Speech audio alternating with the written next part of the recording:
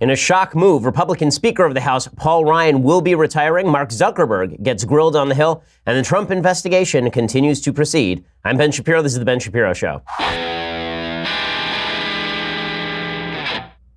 So this week is crazy. Lots of stuff happening this week. The FBI raids the President of the United States personal lawyer's office 2 days ago. And now the Speaker of the House, Paul Ryan, announces that he will not be running for re-election and that he will, in fact, step down from his position as Speaker after the November elections and that he will not run for re-election, meaning he will leave office in January of 2019. That is a major development. Plus, Mark Zuckerberg goes to the Hill and gets grilled in historic fashion. But before we get to any of those things, first I want to say thanks to our sponsors over at Lending Club. So we all need a helping hand sometimes. Okay? The reality is sometimes you just need a little bit of money, whether it's unexpected repairs or medical expenses or credit card debt. And that's where lendingclub.com comes in. So Lending Club gives you access to low rates on loans of up to $40,000 for almost any purpose. It's easier than going to a bank, and it offers lower rates than high-interest credit cards. So what you do is you go to lendingclub.com, you enter how much money you need, and you can see if you are approved in minutes. And then you pick the offer that is right for you, and the money can be in your account in just a matter of days. It is that simple. For more than 10 years, Lending Club has helped millions of people with over $31 billion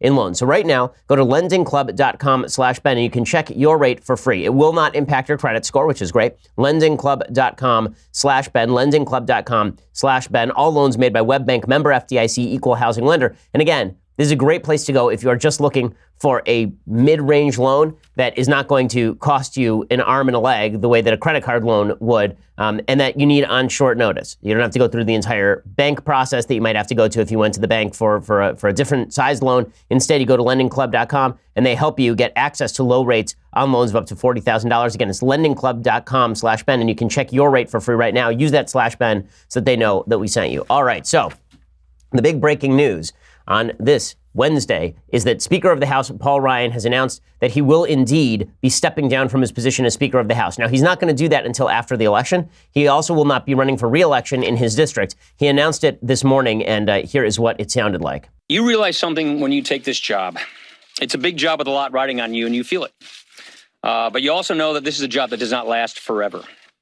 You realize that you hold the office for just a small part of our history. So you better make the most of it. It's fleeting. And that inspires you to do big things. And on that score, I think we have achieved a heck of a lot. Okay, so, Paul Ryan is, of course, going to say that because he's leaving. The truth is that Paul Ryan has achieved some things. He has not achieved others. His great dream was entitlement reform. He thought that he was going to be able to save the country from the oncoming train that is Social Security, Medicare, and Medicaid collapse, which will be happening over the next 10 to 20 years. That didn't happen. He did get tax cuts passed. That's a good move. He was able to pass through revocation of the individual mandate, which is obviously a good thing. He's been able to get rid of some of the regulations that the Obama administration put in place through the Congressional Review Act process. He's gotten a lot of flack as well, and I have a lot of thoughts on why it is that Speaker Ryan is going. But first, I think we ought to review exactly what Speaker Ryan was, because today you're going to hear a lot of people who are on the right celebrating Paul Ryan going, suggesting that Paul Ryan going is going to change the way that Congress does business. He was a milquetoast. He needs to go. Now, listen, I don't think Paul Ryan ran everything as well as things could be run. How could you? The man cut deals with Patty Murray when he was not Speaker of the House, and then he cut a deal with Democrats to pass a $1.3 trillion omnibus package that there is no excuse for passing. But it is important to note that for all of the bad bills that Paul Ryan passed, he also passed a good bill that was rejected by Mitch McConnell. So I think a lot of the ire that's been directed at Paul Ryan really ought to be directed at Mitch McConnell, because here's how the process works. Paul Ryan would pass a very conservative bill through a conservative House, and then it would go to the Senate, and there it would die. And then Mitch McConnell would pass a different version of a bill. And now the question was on Paul Ryan. Do you stand fast? Do you tell Mitch McConnell that you're not going to pass anything the Senate passes? Do you tell President Trump they're not going to pass something that he wants to sign? Or do you go along to get along, take the hit on behalf of Mitch McConnell, and now you're seen as somebody who believes the same things that Mitch McConnell believes on spending and believes the same things in terms of fiscal priorities that President Trump does? If Paul Ryan can be faulted for anything, it's that he didn't hold Mitch McConnell's and President Trump's feet to the fire. But let's be real about this. The same people who think that Paul Ryan is indeed a milquetoast and a weakling would have been fighting angry at him if President Trump had not gotten things on his desk. They would have blamed Ryan anyway. So in order of priority for people who have not gotten Trump's legislative agenda passed, It goes like this. Trump at the top of the list because he has not had a solid legislative agenda that has been pushed by the White House in any serious way. The turnover at the White House has been too high. The turnover on topics has been too high. The president has not used his bully pulpit to actually stump for legislation in any real and serious way, and he hasn't really been part of the negotiations. So the buck stops with Trump. The second on the totem pole in terms of blame has to be Mitch McConnell, because Mitch McConnell is the one with 51 senators, and he's been unable to get seriously conservative legislation through the Senate. Okay, third on the list is Paul Ryan. And yet people seem to have reversed this polarity. People seem to believe that Paul Ryan is the real problem here when he really is not, and that Mitch McConnell is second on the list, and that Trump, of course, can never be blamed for anything because we can't blame the president of the United States when his legislative agenda doesn't get passed. So how much of this is on Ryan? I think some is. I think a lot is not. Second of all, it's important to note who is going to take Paul Ryan's place. So maybe it'll be somebody from the Freedom Caucus. Maybe it'll be somebody who is more overtly bloviating than Paul Ryan. Paul Ryan is a pretty polite guy. Maybe it'll be somebody who's a more compelling speaker, a more charismatic leader than Paul Ryan. And I would suggest that that's going to have to be the case because the high likelihood is that the Republicans are going to lose the House in 2018, which means that it better be somebody who's a fighter. It better be somebody who's going to try and obstruct Nancy Pelosi's agenda as much as humanly possible, considering the great likelihood is that Paul Ryan will be succeeded as speaker not by another Republican, but by Nancy Pelosi, which is a frightening thought in all of its various permutations. But the person who replaces Paul Ryan, you have to wonder whether that person is really going to do a lot better than Paul Ryan, given the fact that Paul Ryan did not do worse than John Boehner. He did not do worse than Denny Hastert. He did not do worse than late-stage Newt Gingrich, to be frank. So all of the talk about Paul Ryan being the world's crappiest speaker, I think, is untrue. Do I think that he was the world's best speaker? No. I also don't think he was temperamentally cut out for the job. I don't think Paul Ryan wanted the job, and I having met Paul Ryan now, I don't think that Paul Ryan is somebody who was fit for the job, because to be a good Speaker of the House requires a couple of things. One, you either have to be a very canny manipulator. You have to be a Tip O'Neill type, the Democrat from the 1980s who manipulated his own members, manipulated Republicans in order to get his agenda passed. You have to be very good at manipulating people and fitting pieces together.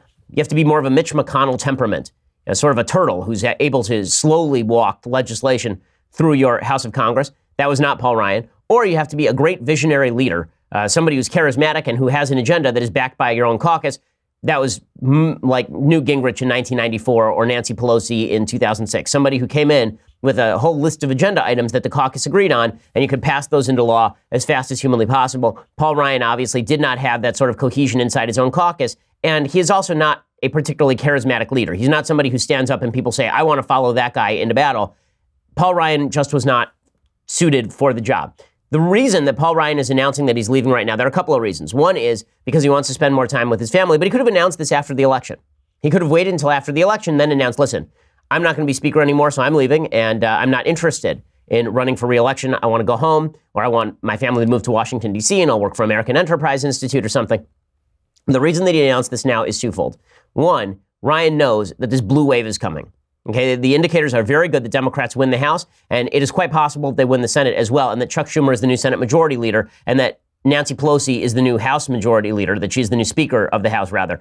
And that sets up a really bad cycle for going into 2020, which I'll talk about in just a minute. But if you look at the list of Republicans who have left, okay, it's a pretty lengthy list of Republicans who are retiring this term because they don't want to exist in the Nancy Pelosi Congress. Okay, Trey Gowdy is out, Bob Goodlatte, Jeb Hensarling, Rodney Frelinghuysen, Darrell Issa, Lamar Smith, Ileana Ross-Lettinen, Charlie Dent, Dave Reichert, Pat Tiberi, Frank Labiando, Lynn Jenkins, Sam Johnson, John Duncan, Ted Poe, Dave Trott, Ryan Costello, Bill Schuster, Greg Harper, Tom Rooney. Okay, that's a list of Republicans in the House who are retiring this term, and that doesn't even include the ones who are retiring because of various scandals. And there's a Republican in Pennsylvania who retired over a sex scandal. There's a Republican in Texas, Blake Farenthold, who's retiring over a sex scandal. Okay, there are a lot of Republicans stepping down because what they see is that the polls don't look good. So if you're Paul Ryan and you're figuring, okay, we're in serious trouble here, right? That we're probably going to lose the House, and it's really not because of Paul Ryan that they're going to lose the House. Okay, if they lose the House, the high likelihood is because the President of the United States has incredibly low approval ratings and because Democrats hate him with a passion equal to the fiery, burning, passionate hatred of 1,000 suns.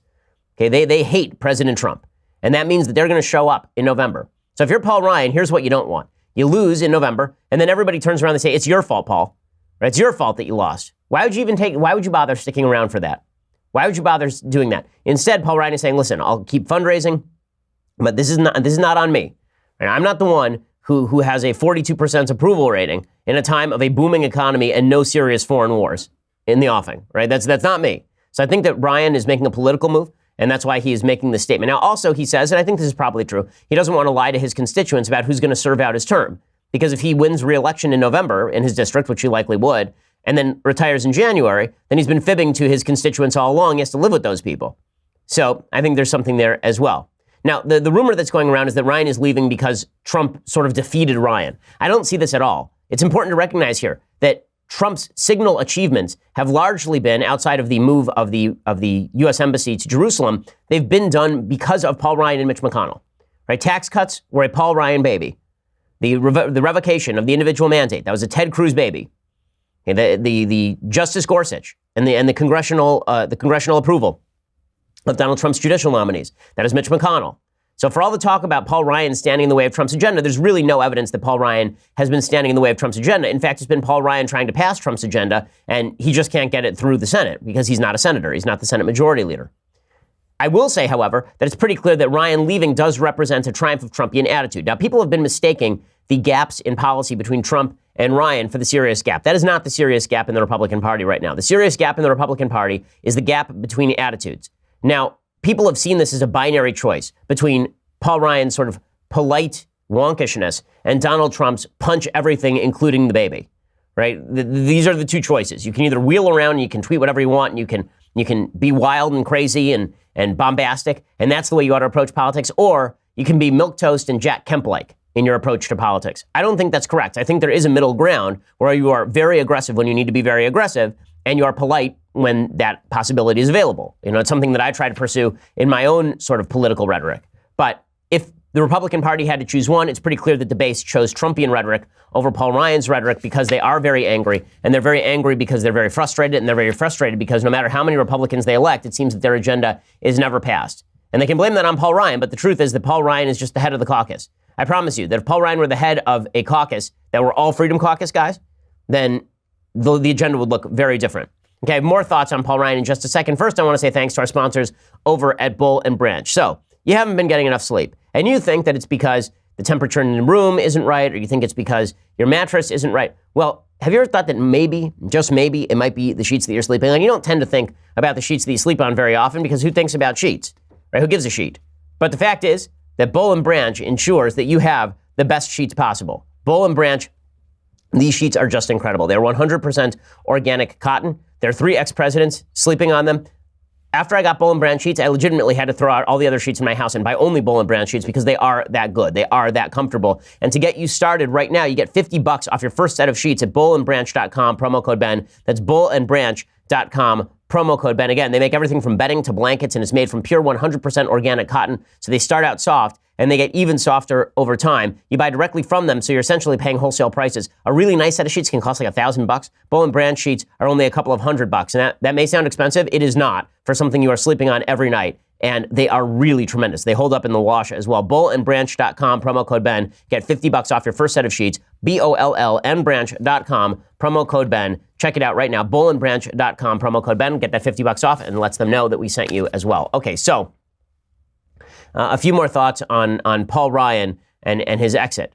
So, again, Ryan's priorities were never backed by Trump or his fellow legislators. So, before judging Ryan on what he could pass and what he couldn't, you have to look at the caucus, right? He is only the head of the caucus. If you were the head of a caucus that looked like Mark Meadows, where everybody was Mark Meadows or everybody were Jim Jordan, then they'd be passing different legislation. But the job of the speaker is to put all of those various components together. And very often he was able to do that. It's just that the Senate never passed any of that stuff. Okay, so all of this bodes very ill for Republicans, obviously, going into 2018 and beyond. The polls show that there's going to be a historic youth wave coming in 2018. According to the Harvard University Institute of Politics, this wave of voters 18 to 29 is going to be very strong. 53% probably or definitely will be voting. And of those most likely to vote, 55% lean Democratic, 21% favor Republicans at this point. So that is a massive imbalance, particularly among young voters who are going to show up in real big numbers coming up in November. Plus, if you look at the generic ballots right now, the generic ballots do not look good. The generic ballots for Republicans, the average, the Real Clear Politics polling average is 7 points, and it is growing again. So it had shrunk down to 3 points in the Quinnipiac poll, April 6th to April 9th. And in the last couple of polls, one from Rasmussen and one from The Economist, is backed up to 5 and 8 points, respectively. given all the news surrounding President Trump, I wouldn't be surprised if that blows up even bigger. It's not going to be a good year for Republicans, just by data. It really is not going to be a good year for Republicans. And this raises a question about President Trump. So what is President Trump going to do if he is faced with, let's say, Nancy Pelosi in the House? So the good shot is that Nancy Pelosi will move for impeachment in the House, knowing that it won't pass through the Senate. And that is the best shot here. There's going to be a bunch of investigations. There'll be investigations from here till the end of time, and President Trump will be dragged through the mud. So for all the hatred of the Republican Party that a lot of people are evidencing inside the conservative movement, recognize that if you like Trump and you're frustrated with the Republican Party, then your worst move here, your worst move is to allow Democrats to take over the House. They'll do nothing but be a thorn in the side for President Trump, no question. Okay, and if you don't like President Trump and you're a conservative, then you should recognize that you need a conservative Congress, because the worst thing that could happen here is Nancy Pelosi takes over the House and Chuck Schumer takes over the Senate, and then both of them are negotiating with President Trump. President Trump, who sees himself as a great deal maker, you could easily see him walking through the front doors of the White House, arm in arm with Pelosi and Schumer, passing a bunch of leftist priorities because Trump wants to be seen as the guy who signs things. We need a Republican Congress. The fact that we are unlikely to get one is deeply disturbing and really, really troubling. Okay, so I have a few more thoughts on this. Also, I do want to talk about the continuation of the Trump investigation.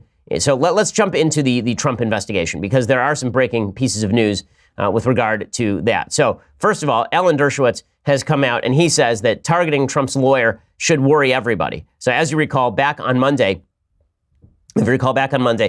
President Trump's personal lawyer's office was raided by the FBI. And Alan Dershowitz has a piece over at The Hill about this. He says there's much speculation as to the significance of the search of the offices and hotel room of President Trump's lawyer, Michael Cohen. To obtain a search warrant, prosecutors must demonstrate to a judge they have probable cause to believe the premises to be searched contain evidence of crime. They must also specify the area to be searched, the items to be seized, and in search of computers, the word searches to be used. At least that's the constitutional requirement in theory, especially where the Sixth Amendment right to counsel is involved, in addition to the general Fourth Amendment right against unreasonable searches. But he says that the firewalls and the so-called taint teams, which are supposed to prevent the FBI from looking at documents that they're not supposed to look at, right, that these have experienced troubles in the past. He says it's an imperfect protection of important constitutional rights. He says that's why Justice Department officials must be careful to limit the searching of lawyers' offices to compelling cases involving serious crimes. We don't know at this point what the prosecutors are looking for, but if it relates to payments made to porn star Stormy Daniels, that would not seem to justify so potentially intrusive a search of Cohen's confidential lawyer-client files. So Dershowitz is defending President Trump. He's been defending him on legal grounds for a while here, suggesting that President Trump has been unfairly targeted, which I think in large measure he has. But all of this is leading to, a serious crisis inside American government. There's a lot of talk today about whether President Trump is actually going to go ahead and fire Robert Mueller or whether he's going to fire Rod Rosenstein. Those are the two rumors that are on the table. So firing Mueller, by the way, would not stop the investigation into Cohen's office. Recognize that was referred out to the U.S. Attorney's Office in the Southern District of New York. So that's no longer under Robert Mueller's purview. So President Trump could fire Mueller. It would have no impact on that. It would just on the Russian collusion investigation, which by most accounts at this point is turning out to be sort of an empty bag, at least so far as quote unquote getting Trump. There's no evidence at this point that there was serious collusion between the Trump campaign and anyone in the Russian government. The only people who have been indicted for lying to the FBI, people like George Papadopoulos. Carter Page still has not been indicted despite the FISA warrant against him. And so, Trump's drive to fire Mueller, I think, would be misplaced. I think that that's probably a waste of time. Apparently, according to a New York Times piece, the president was so furious after seeing news about subpoenas issued by the special counsel a few months back that he told advisors in no uncertain terms that Mr. Mueller's investigation had to be shut down. This is when Mueller was going after Deutsche Bank. So Trump has repeatedly been considering firing Mueller. He said the other day that he was still considering firing Mueller. Obviously, that is something that he is considering now. Apparently, he's considering firing Rod Rosenstein. Rod Rosenstein is, of course, the guy who oversees Mueller and oversees the rest of the Department of Justice with regard to some of these Trump-related investigations. So CNN was reporting that the president's interest in releasing the deputy attorney general was heightened after the office of his personal lawyer, Michael Cohen, was raided by the FBI. The CNN report noted that such a move could limit special counsel Robert Mueller's quickly escalating investigation into Trump and Russia. But that, of course, would not stop what's going on in the Southern District of New York. Obviously, Trump has been very, very critical of Rod Rosenstein to this point. The investigation, I think, is outside of Trump's capacity to contain it at this point through firings. And I think, frankly, that it would be a mistake for him to issue these firings. if it turns out that these offices come up with nothing, there'll be plenty of people who defend him, myself included. I've been defending him on the Russian collusion stuff for well over a year now. When it comes to the Michael Cohen issue, there are going to be two issues involved. One is, was there any actual criminal activity? And two, does it rise to the level of the impeachable? Right? These are two separate questions, and they're not the same question, because it is quite possible that the president of the United States was involved in a campaign finance violation. That's possible. I don't think it's out of the realm of possibility by any stretch of the imagination. But does that rise to the level of a high crime and misdemeanor subject to impeachment? A little harder to make that case, simply because this was a $130,000 payment that violated campaign finance, and Barack Obama's 2008 election cycle contained $2 million in such campaign violations. Nobody was impeached over that. So unless President Trump, as president of the United States, was actively involved in a conspiracy to cover up a campaign finance violation, then I think that it's going to be hard to claim impeachment, even if it turns out that Michael Cohen is guilty of violating campaign finance laws. So that's the latest in that investigation. I want to get to Mark Zuckerberg here in just a second. First, I want to say thank you to our sponsors over at Movement. So Movement doesn't just do watches anymore. So first of all, Movement's watches are just fantastic. I mean, I'll start there. Look at this watch. It's just beautiful, right? I mean, it's simply designed. It is really classy. It's really durable. As I say, my son beats the crap out of it, and it's totally fine to go immediately. So check out their watches. But it's not just Movement watches. They now have fantastic sunglasses. So I have a pair of Movement sunglasses. They are spectacular. My wife has a really nice pair of Movement sunglasses as well. She also has a Movement watch. All of their stuff is just great. And here's the problem with sunglasses. What happens is that you have two choices, right? You can either get a cheap pair that looks really crappy, or you can get a $200 pair and you feel like you got ripped off. Well, our friends at Movement said, yeah, no, we're not going to do that anymore. Instead, they're going to give you fantastic sunglasses. They're acetates. They are not plastic. They're polarized. You can get them polarized, and they start at just $70. These are my go-to shades. And again, they look great. I was riding around in San Diego the other day on a bicycle with my wife, and I was feeling snazzy because I was wearing my Movement sunglasses. So was she. If they had children's, I would get them for my kids as well. They're high-quality premium acetate frames, no cheap plastic around here. Check them out. They have a multiplicity of styles. Get 15% off today with free shipping and free returns by going to movement.com, mvmt.com/Ben. Okay, that's mvmt.com/Shapiro, mvmt.com/Shapiro. You get 15% off today. Again, these are the folks who make great watches. Now they make fantastic sunglasses as well. It's mvmt.com/Shapiro, mvmt.com/Shapiro. Get 15% off today with free shipping and free returns. Go join the movement, mvmt.com/Shapiro. That also lets them know that we sent you as well. Okay, so the other big news on Capitol Hill, aside from the ouster of Paul Ryan, aside from the continuing investigation into the personal lawyer of the President of the United States, as if you didn't have enough news, Mark Zuckerberg was on the Hill yesterday. So Mark Zuckerberg had been called onto the Hill yesterday because of all of the claims that privacy had been violated by Facebook. That if you publicly post information and then that information was scraped by an outside company, meaning that they were using that data in order to market to you or in order to generate voter profiles, for example, by Cambridge Analytica, that this was some sort of terrible, evil crime. Now, I think there are lots of problems with social media. I really do. I've been highly critical of social media many times, and I will be again in just a moment. But if you really think that the big problem on Facebook is that you publicly post information and then companies look at it, you're stupid. Okay, you're dumb. And if you think the big problem on Facebook is that tons of people were being manipulated by fake news, right? If you really think, like Democrats think, that Hillary Clinton would have won except for the 7 ads run by Russian bots in the 2016 election, you crazy, okay? You're out of your mind.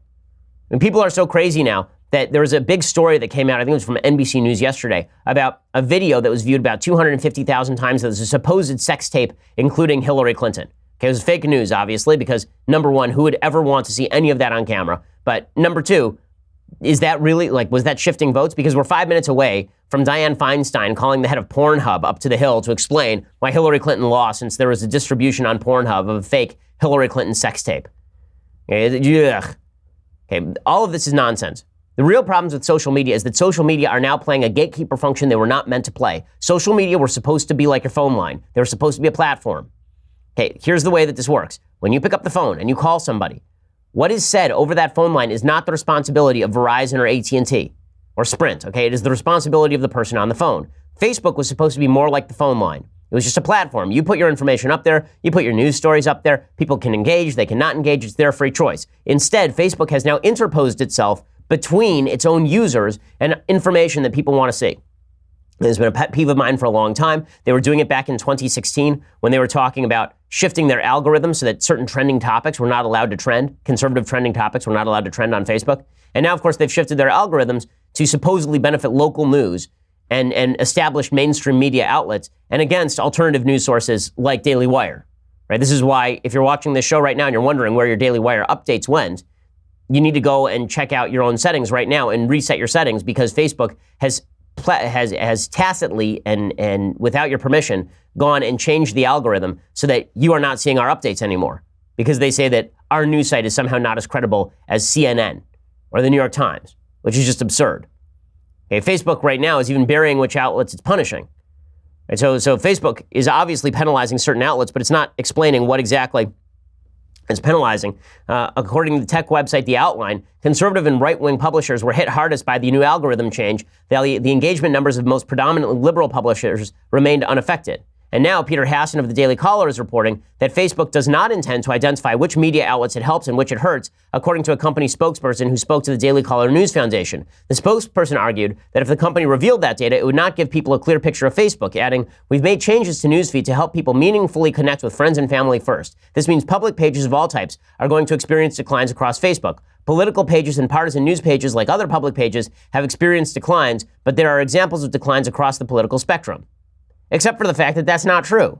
Okay, except for the fact that if you look at the mainstream media outlets, they have not lost engagement, right? The only sites that are losing engagement are particularly conservative ones. So all of the senators yesterday were grilling Mark Zuckerberg on the Hill. They're grilling him again today. And first of all, it is important to note, if you're going to have people grill Mark Zuckerberg, they have to have once used a computer. Okay? A lot of these questions look like they were submitted by my 93-year-old grandmother. And it was a bunch of people who are asking Mark Zuckerberg about the questions. Basically, the exchange sounded something like this: Senator Orrin Hatch, who's 8,000 years old, either reading off a piece of paper written by a 23-year-old, or asking questions that have nothing to do with Facebook, or Senator Dick Durbin, who's a complete idiot who probably has never used Facebook, sitting there and saying, "So, Mark Zuckerberg, you have a book full of faces," and then Mark Zuckerberg looking at him in wonderment and bemusement. This is what happens when the average age of the senators who are questioning Mark Zuckerberg is 57 years old. That's not a rip on people who are 57. It is to say that the chances that they are really fluent in social media is pretty low. And that's why you see stupidities like Dick Durbin asking Mark Zuckerberg where he stayed at his hotel last night. This is a thing that actually happened. Thank you very much, Mr. Chairman. Mr. Zuckerberg, would you be comfortable sharing with us the name of the hotel you stayed in last night?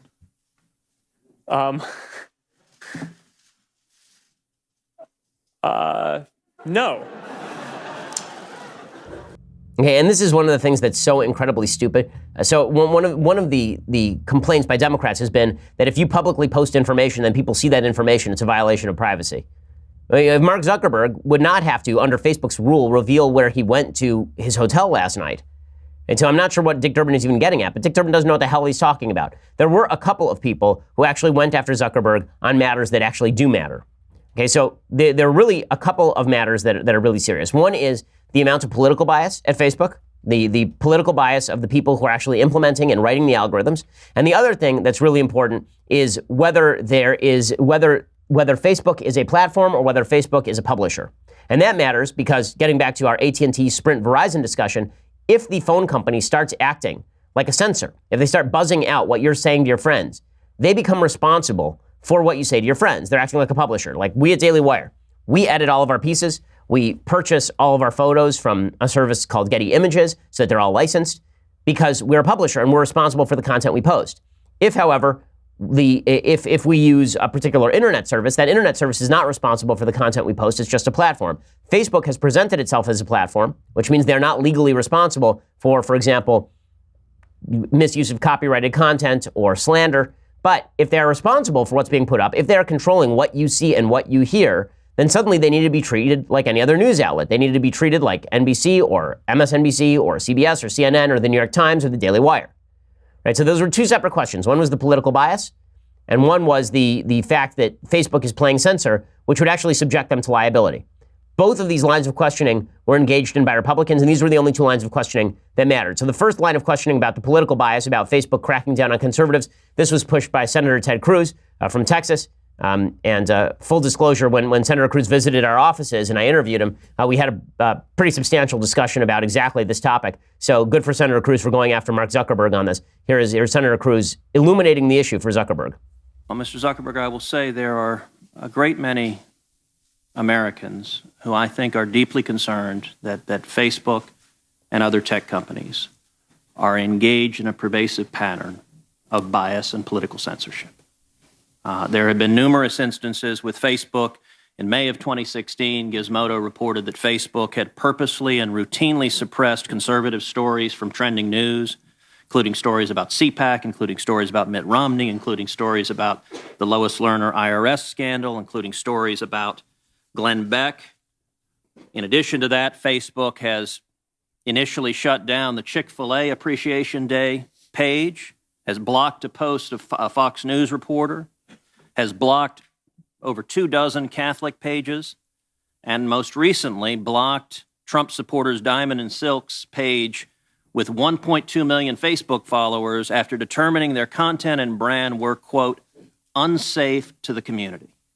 To a great many Americans, that appears to be a pervasive pattern of political bias. Do you agree with that assessment? Zuckerberg would go on to basically say that it is fair to say that Silicon Valley is far left-leaning and that suspicions of political bias are not unwarranted. So he basically admitted that. So that's important. Also, it is important to note along the same lines that Zuckerberg, who is now proclaiming that Facebook ought to be the arbiter of what constitutes good speech and bad speech, can't define what good speech and bad speech are. So he was questioned by Ben Sasse about specifically this, and he was asked about defining hate speech because he said, well, let's just get rid of all hate speech. Let's get rid of all the bad speech. And Sasse said, okay, well, it's one thing if you're talking about violent speech, but if you're talking about nonviolent speech, do you even know how to define that? And if you claim that you're a platform, if you claim that you're not a publisher, you're a platform, then how can you define what speech is hateful and which speech is not, given the fact that you have no hard considerations as to what that constitutes? So we'll show you, we'll play you that audio in just a second, show you that video in just a second. But first, I want to say thanks to our sponsors over at Keeps. So, fellas, you think you're not losing your hair, but very soon you will. I mean, the chances that you're going to keep all your hair as you get older, very, very low. And Keeps is the way you can keep your hair. It's the easiest way to keep it. They offer the only 2 hair loss products that are clinically proven to keep the hair that you have. You can sign up in less than 5 minutes. It's entirely online, Keeps, and it's only $10 to $35 a month. So $1 a day on average, which is about half of what you typically pay at the pharmacy. Getting started with Keeps is actually pretty easy. You answer a few questions and you snap some photos, and then a licensed doctor remotely reviews your information and gives you the right prescription, all without ever leaving your couch. Within 2 to 3 days, a 3-month supply of your treatment will arrive perfectly packaged at your door. So stop hair loss today the easy way with Keeps, offering customized treatment plans with the only clinically proven hair loss products for about $1 a day from the comfort of your couch. To receive your first month of treatment for free, go to keeps.com/Ben. That's KEEPS.com/Ben. I highly recommend it. Male pattern baldness runs in my family, so I've spoken with the folks over at Keeps. KEEPS.com/Ben. That's a free month of treatment at Keeps.com/Ben. Keeps, hair today, hair tomorrow. Again, use that /Ben so that they know that we sent you and receive your first month of treatment for free. Keeps.com/Ben. KEEPS.com/Ben. Okay, so we're going to get to more of Mark Zuckerberg being ripped up and down by the Republicans in the Senate Judiciary Committee in just a second. But for the rest, you're going to have to go over to Daily Wire and subscribe. So for $9.99 a month, you get the rest of my show live, the rest of Knowles' show live, the rest of Klavan's show live.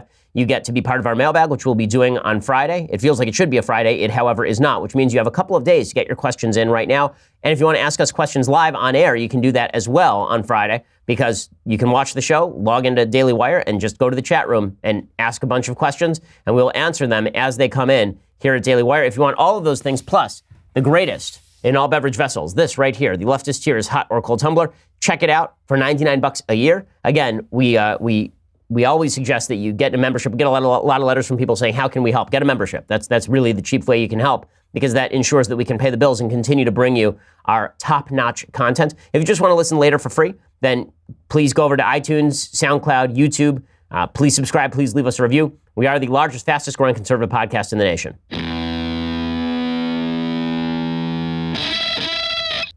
So Senator Cruz rips Zuckerberg up and down on his level of political bias at Facebook, which is well worthwhile. And then Zuckerberg is questioned about how he's policing speech, because this is really the danger. And this is what Democrats want. You have to understand, the entire Democratic crusade against these so-called privacy violations of Facebook, is really an attempt by Democrats to grab control of the reins at Facebook and drive Facebook to please them politically. Right? The implicit promise here is that if Facebook starts mirroring all the Democratic talking points, then they will stop regulating them or threatening to do so. That's what they're talking about. That's really what all this is about. And Zuckerberg already has leanings in that direction, right? Zuckerberg's a lefty. He's a Democrat. And he's already talked about how he wants to stop hate speech on his platform. But as is obvious, he has no idea how to define hate speech because there is no way to define hate speech in any real way. You may decide, or Facebook may decide, it needs to police a whole bunch of speech that I think America might be better off not having policed by one company that has a really big and powerful platform. Can you define hate speech? Senator, I think that this is a really hard question. And I think it's one of the reasons why we struggle with it. There are certain definitions that we have around, calling for violence or. Let's just agree on that. If somebody's calling for violence, that shouldn't be there. Okay, so again, there is a difference between saying you're going to ban speech that calls for violence and saying you're going to ban hate speech. Zuckerberg has no idea what he's talking about. He says that AI is going to be able to identify hate speech. That's nonsense. What we're talking about here is social media platforms acting as censors. And that's really the point. Okay, Zuckerberg made a pretty shocking admission in the middle of this colloquy with the Republican senators. He was asked specifically, are you a platform or are you a publisher? And he basically admits we're a publisher. You agree now that Facebook and other social media platforms are not neutral platforms, but bear some responsibility for the content. I agree that we're responsible for the content. Okay, so as soon as he says that, his lawyers in Silicon Valley lose their minds. Because he just acknowledged that Facebook now ought to be treated like Daily Wire or the New York Times, meaning that any unlicensed photo shared on Facebook makes Facebook suable. It means that any piece of slander published on Facebook makes Facebook suable. Okay, this is the choice Mark Zuckerberg has, and he's going to have to make it. Are you a platform or are you in fact a publisher? And Dan Sullivan, the senator from Alaska, he says he asked Zuckerberg the same question. You'll see Zuckerberg start to back off because there was a little break in the questioning. I'm sure he got a call from his lawyer saying, Mark, you need to back off that one real quick. So here's Dan Sullivan questioning Zuckerberg. When you mentioned to Senator Cornyn, you said you are responsible for your content. So which are you? Are you a tech company or are you the world's largest publisher? Because I think that goes to a really important question on what form of regulation or government action, if any, you would take. Senator, this is a really big question. I view us as a tech company because the primary thing that we do is build technology and products. But you said you're responsible for your content, which makes you kind of a publisher, right? Well, I agree that we're responsible for the content, but we don't produce the content. I think that when people ask us if we're a media company or a publisher, my understanding of what the heart of what they're really getting at is, do we feel a responsibility for the content on our platform?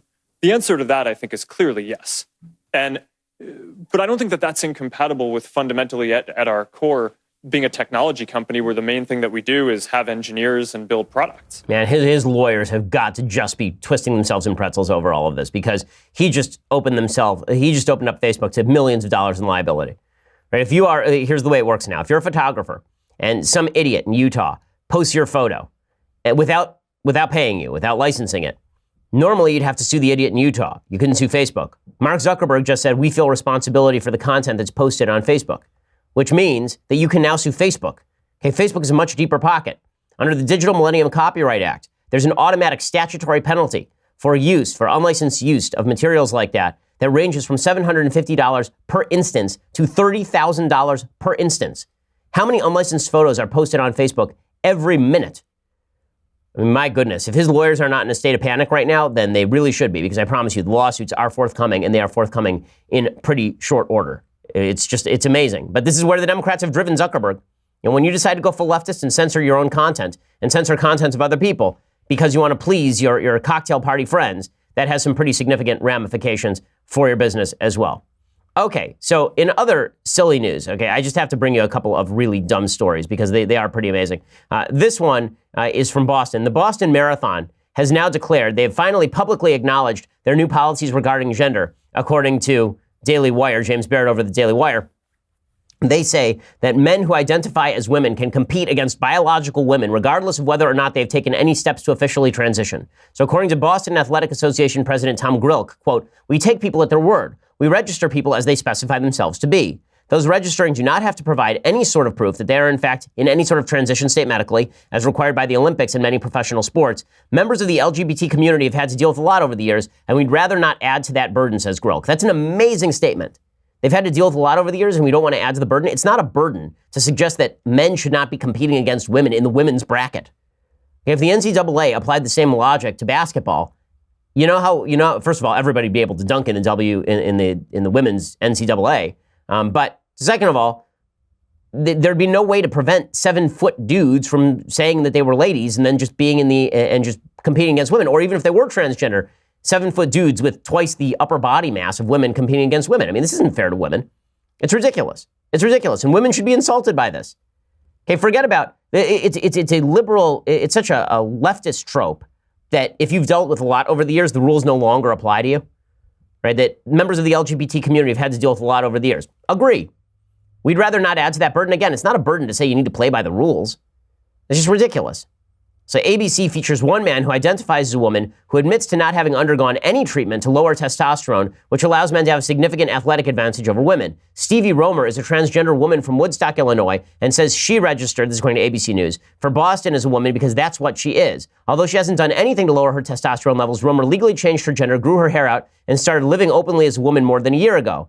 To be able to experience it as me was really, really important, she said. I've been a runner since as long as I can remember. I love running, but I just happen to be transgender.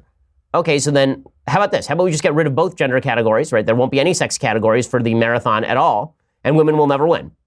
Right? Biological women will never win a marathon, ever, in history, because men are faster than women, on average.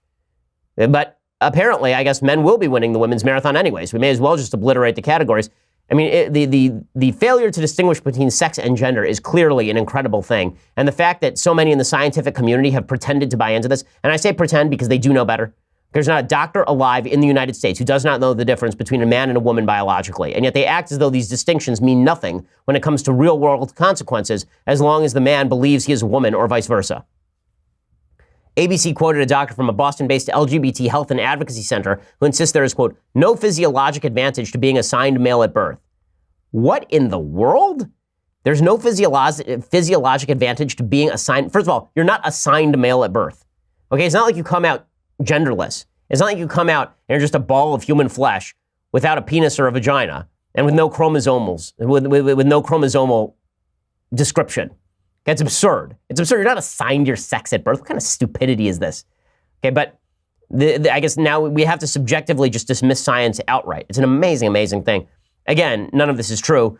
Livestrong suggests that men outperform women by about 10% across all athletic events. The gender gap in athletic performance, as shown in records from Olympic competition, has remained stable since 1983. The mean difference has been about 10% between men and women for all events. The mean gap is 10.7% for running, 8.9% for swimming, and 17.5% for jumping. That doesn't even take into account lifting, where it's significantly greater.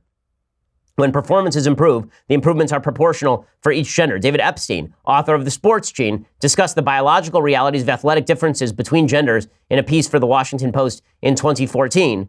And in it, he provided some background on women's inclusion in several sports, which led to a momentary explosion in their performance that ultimately plateaued.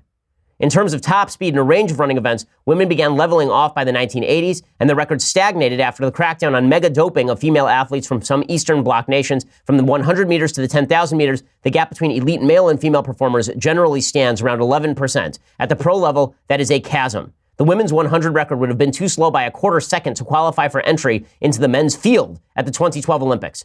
Okay, so again, the fact that we are now shifting objective standards to meet subjective realities is just insane on every level. Okay, time for some things I like and then some things I hate, and then I have a little bit of Bible for you. So, things that I like today. So we've been doing musicals that you may not know. There's a musical called Promises, Promises. It's based on the fantastic Billy Wilder film, The Apartment from 1960. I believe that was one of our very first recommendations on things I like here at the Ben Shapiro Show. But this is based on that movie. The plot of the movie is basically there's a guy who falls in love with a girl. He also he allows executives at his company to use his apartment as basically a love nest for their affairs. And the girl that he falls in love with has been having an affair with one of the executives of the company. That's the essential setup for the plot. The musical is quite good. All the music was written by Burt Bacharach. You'll remember Burt Bacharach from such things as the songs in Butch Cassidy, right? Raindrops keep falling on my head. But it's Burt Bacharach. But the music in Promises is a little bit less elevator music-y than in some of Bacharach's other stuff. The script, the book, was written by Neil Simon. It's a very good musical. It lost to 1776 at the Tonys, which is fitting, but it's a good musical. Jerry Orbach, who you're going to hear here and see here. Jerry Orbach, who is playing the main male lead here. You'll remember him from Law and Order, right? He's one of the guys. He's, I think, Lenny in Law and Order, and he is also he's also the voice of Lumiere in the original animated Beauty and the Beast. So here he is singing the song "She Likes Basketball" from Promises. She likes basketball. How about that?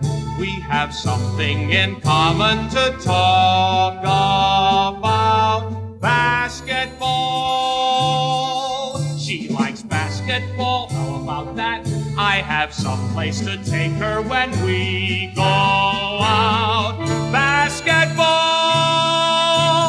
Whoever would have dreamed, never would have thought that my favorite girl liked my favorite sport. Like any other kid, I would make believe with a ball in my hand. I dribble right past all the others real fast, and I'd be 6'8", and my shot was really great. She likes basketball, and that while it's an omen that good things are. Okay, so they did a revival of this musical, I believe in 2017, starring Sean Hayes. I've heard him do this number. It's not bad, actually, which is kind of surprising because I didn't know he could sing. It's amazing how many guys who are big stars now actually can sing. Like J.K. Simmons, you know, the guy who just won an Oscar a couple of years ago for Whiplash. J.K. Simmons, actually, not only can he sing, he was actually in the revival of Guys and Dolls. He played one of the tin horn gamblers. So it's interesting how many of these folks can actually sing. Here's an odd one. Go back and watch the animated Pocahontas. Mel Gibson plays the role of John Smith in the animated Pocahontas. Who sings for Mel Gibson in that? Mel Gibson. Mel Gibson can actually sing. Really, it's kind of amazing how many of these stars actually can hold a tune. Okay, time for a couple of things that I hate. So one of the things that I really dislike as a general matter is hypocrisy. And one of the things that I find hilarious is how many Democrats are now suggesting that President Trump does not have the authority to attack Syria. It's an amazing thing because I sort of agree that it's Congress's job to determine when war has been declared, right? That's how the powers are delegated under the Constitution. But Democrats don't have a lot of ground to stand on, considering that Barack Obama declared about 33 wars without any sort of congressional involvement at all. Tim Kaine, who you recall was the most boring VP candidate in the history of mankind, he ran with Hillary Clinton, and he said that President Trump has no authority to attack the Syrian government whatsoever. Senator Jeff Flake and I have had a bipartisan authorization focusing upon all of the military action we're currently taking against non-state actors. The president currently does not have any legal authority to wage war against nation states, missile strikes against Syria, for example, without coming to Congress. Okay, all of that is true. Where were you, Tim Kaine, when Barack Obama was bombing Libya? Like, where were you? Where was the express authorization to bomb Libya and kill Muammar Gaddafi? There wasn't any, obviously. Okay, other things that I hate. One of the things that's been so amazing is watching as the left turns Barack Obama into this highfalutin figure who really, was above the fray, really above the fray. He was just a beautiful man who never really had the capacity to deign to talk to the public on their own level. Just a man who elevated the public discourse. Well, it's now coming out, according to the Daily Mail, that an Obama aide has revealed how he was a groupie president who fawned over celebs and was steamed when a high school coach called his wife Fat Butt Michelle and also favored extra tight sweatpants and white socks with sandals. So the last part I don't care about. I don't care about how he felt about people who insult his wife. I'm fine with that. You should be angry at people who insult your wife as a general rule. But it is true that the Obamas were obsessed with celebrity, right? Bruce Springsteen, George Clooney, Leonardo DiCaprio were among a bunch of the stars who came to the White House to hang out with the cool president. Now, one of the things that's fun for me is I've had a chance to meet a lot of celebrities in my job. And the celebrities who are actually interesting to me are the ones who you don't actually know about. They're the ones who are the writers and directors of films, but you've never heard of them. Actors tend to be really uninteresting as a general rule. people who are musicians, who are stars, they tend to be really uninteresting as a general rule. But Obama was in fact obsessed with celebrities, and Obama was a celebrity to the Hollywood crowd. One of the reasons you got a reality TV president in President Trump is because he was not actually the first reality TV president. The first reality TV president was in fact Barack Obama, who spent enormous sums of time talking to all of his Hollywood buddies and occupying a central place on our television screens, just the way a reality star would. This is why he was doing interviews with Pimp with a Limp and Glozell. Right? The president before Donald Trump certainly was not averse to the little red light on the camera. Okay, so time for a quick Bible review. So I wanted to talk a little bit about this section from the book of Samuel. So this is 1 Samuel chapter 15, 19 through 32. And this is the section in which Samuel deprives Saul of the kingship. So Saul is one of the great tragic figures in all of world literature. When you look at Saul as the king, he didn't want to be the king in the first place. He's appointed the king, and he's a pretty good king. But he is not self-confident, and he's constantly going to the people for approval. And so there's this really fascinating section where he is ordered by God to slay all the Amalekites, and he doesn't, right? He keeps some of them alive, he keeps some of their animals alive. And Samuel, who's a prophet, approaches him and he says, "Why did you not obey the Lord? Why did you pounce on the plunder and do evil in the eyes of the Lord?" And Saul says, "But I did obey the Lord. I went on the mission the Lord assigned me. I completely destroyed the Amalekites and brought back Agag, their king. The soldiers took sheep and cattle from the plunder, the best of what was devoted to God, in order to sacrifice them to the Lord your God at Gilgal." So first of all, you can see you've got a problem already. He's saying the Lord your God, right? It's not the Lord my God at Gilgal. It's the Lord your God. So already Saul is separating himself off from the God of Abraham, Isaac, and Jacob that he is supposed to be subject to. Samuel replies, "Does the Lord delight in burnt offerings and sacrifices as much as in obeying the Lord? To obey is better than sacrifice, and to heed is better than the fat of rams. Rebellion is like the sin of divination, and arrogance is like the evil of idolatry. Because you have rejected the word of the Lord, he has rejected you as king." And Saul says to Samuel, "I've sinned. I violated the Lord's command and your instructions. I was afraid of the men, and so I gave in to them. Now I beg you, forgive my sin and come back with me so I may worship the Lord." And Samuel says to him, "I'm not going to go back to you. You have rejected the word of the Lord, and the Lord has rejected you as king over Israel." Eventually, Saul ends up bringing Agag in front of Samuel, and Samuel ends up slaying Agag instead of Saul. So what's interesting about this is that if you look at King David, right? King David maintains the kingship after he is threatened with its removal by Nathan the prophet. And what David did is a lot worse than what Saul did in any objective sense of morality, right? King David impregnated another man's wife and then sent that guy to die at the battlefield, right? That's pretty horrifying. And Nathan approaches him and says, "You just violated God's law." And David repents, right? This is why when people compare Trump to David, you have to take into account the fact that David repents. David gets to keep his job. Why? Because his sin was out of passion. It was not out of willful disobedience to God on behalf of the people. So this is, I think, a really fascinating thing to remember when it comes to our daily politics. Virtue is about adherence to some sort of higher principle, some sort of higher morality, believe in God or not believe in God.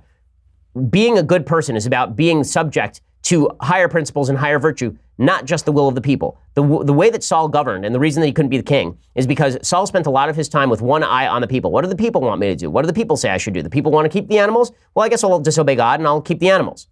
This is why he is deprived of the kingship and David is not. David sins, for sure, and David does some really awful things. But at no point does he say, you know what, the will of the people trumps what I know to be right and virtuous, or what God has instructed me to do.